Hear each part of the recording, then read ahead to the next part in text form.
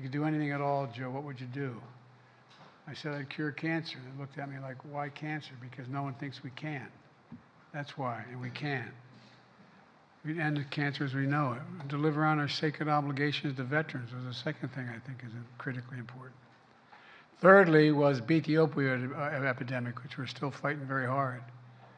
And fourth was to tackle mental health crisis, which is why we're here today.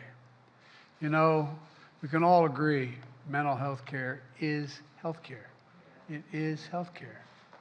It's essential to people's well-being and their ability to lead a full and productive life, to find joy, to find purpose, to take care of themselves and their loved ones. It's about dignity. But right now, for millions of Americans, mental health care and treatment for substance abuse is out of reach.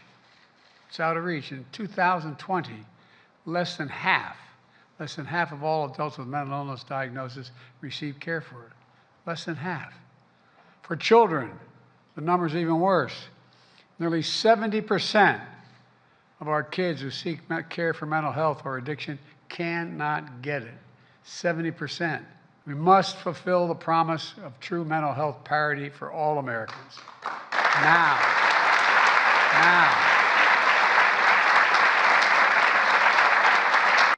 Look, there's lower copays for mental health care, getting rid of some arbitrary limits on the number of times you can see your therapist each year.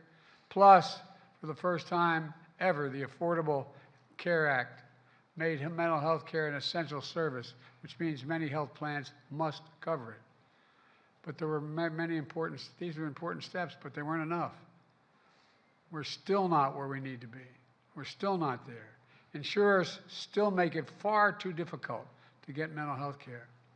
Now, as a result, even with private insurance, patients are often forced to seek out-of-network care at significantly higher cost if they can find it. Seeing a therapist can cost $200 a visit or more. People with insurance are twice as likely to have to go out of network for mental health care compared to physical health care. And that gap has only gotten wider. As a result, folks with depression, anxiety, post-traumatic stress, bipolar disorders, eating disorders, addiction, and other illnesses often go without care, period. Our plans would require health insurance plans to identify the gaps in the mental health care that they provide. For example, they need to measure how many mental health providers are in their network, how much they are paying these providers, how difficult it is for someone to join their network, how often doctors have to get the so-called prior authorization before they can treat a patient. Some of you have dealt with this more than once. You get referrals to see mental health specialists, but when you make the appointment, they say, I can't see you until your doctor submits the paperwork and gets special permission from the insurance company.